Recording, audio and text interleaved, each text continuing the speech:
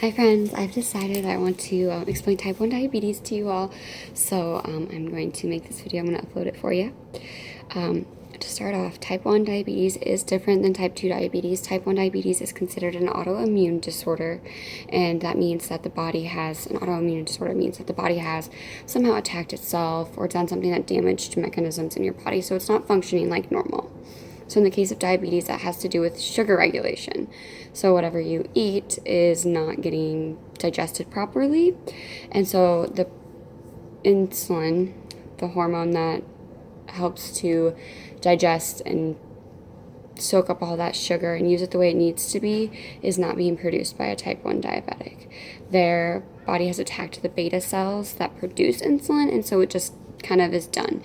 And so that mechanism is just shot. And so in normal people, your pancreas is producing that insulin with everything you eat, and it's the exact right amount of dose, like it's perfect, you don't have to worry about anything like that.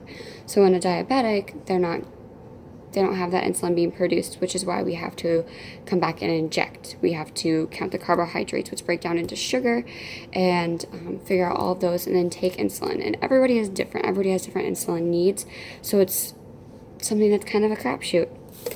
So I made a little diagram to help you guys understand kind of the pathophysiology behind a high blood sugar and diabetes. So this is my little diagram. So this red is your bloodstream, green is our sugar molecules, blue is the cells, and black is the insulin. So when you eat, it breaks down into sugar and it goes out into your bloodstream. So then the sugar sits in your bloodstream. Well, insulin acts as a key to those cells, so that way when you need that sugar and it goes into the cells for the energy, because that's how they can function, how they do the things they need to, insulin opens those up and lets that sugar into the cells rather than just sitting in the bloodstream. So in a diabetic who doesn't produce any insulin, that sugar is just sitting in this bloodstream. It's just collecting and it's making your blood thicker.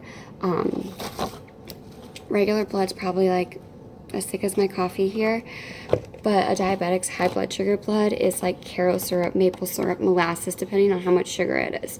So it's really hard on the heart and the blood vessels because you have to pump so much harder. It takes a lot more effort to squeeze molasses through a tube than it does water. And so without that energy and getting into these cells are starving.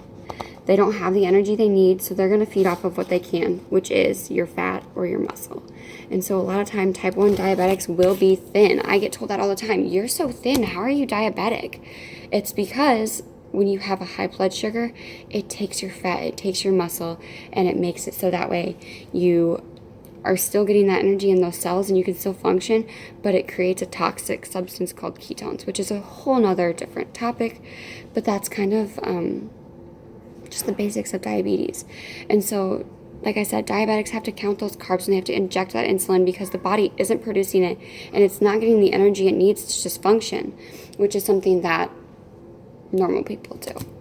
That's pretty much it. If you guys have questions, let me know. Thanks.